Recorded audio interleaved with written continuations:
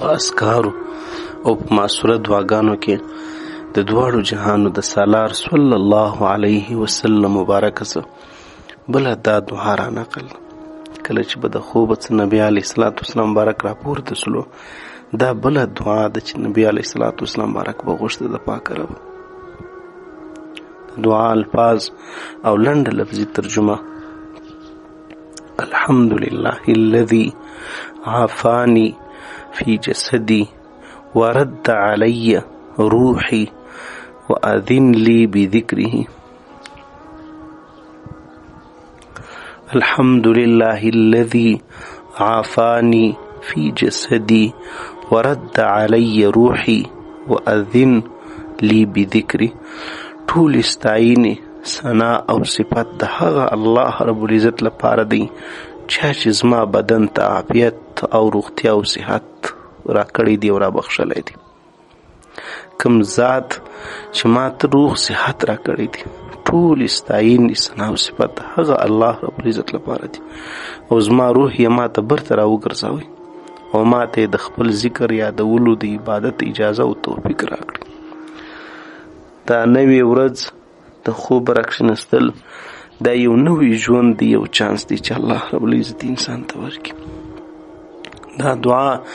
د سهار په وخت کې د الله تعالی د نعمتونو د شکر د ایستلو لپاره یوه ډیره غوره لار ده چې نبی علیه الصلاة والسلام مبارک انتخاب کړې ده او ښوولې ده او کړې ده په دې دعا کې د دریو لویو شیانو ذکر دی او د دغه دریو لویو شیانو شکر هم کې په موجود دی یو اول د صحت او د عافیت شکر نبی علیه السلام پکې ایستلی دی کله چې د شپې له خوبه وروسته انسان راپورته سي سهار د نوې موقع سره سره د ژوند د چانس سره سره دا چې الله رب العزت په روغ بشر او روغ بدن باندې راپورته کړلی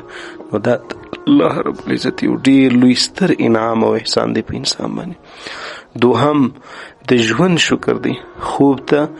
د مرګ غرور یا دویم مرګ یا کشنی مرګ هم ویل کیږي د خوب او د مرګ بیخي ډیر زیات سره مشابهت او ورته موجود دي په خپل مابینس کې انسان چې ویده وي هغه په څه باندې پوهیږي وایي ویده انسان مثال د مړي دی په لحاظه په قرآن عظیم شان کې الله رب العزت دغه د مرګ و حالت ته ویلی دی د خوب نو کله چې انسان راپورته سلی نو الله تعالی موږ ته نوی ژوند راکړي او زموږ روح بیرته موږ ته راوګرځوي که چېرته روح رانسي دی مړ راپورته کېدلی نسي نو بیا د مړي او د ژوندي څه فرق دی نو موږ د هغه شکر ادا کوو نبي علیه السلام دا دویم شکر کې ادا کړی دی او دغه کې ښوولی دی دریم د بندګۍ د توفیق خواست تر ټولو لویه خبره دا ده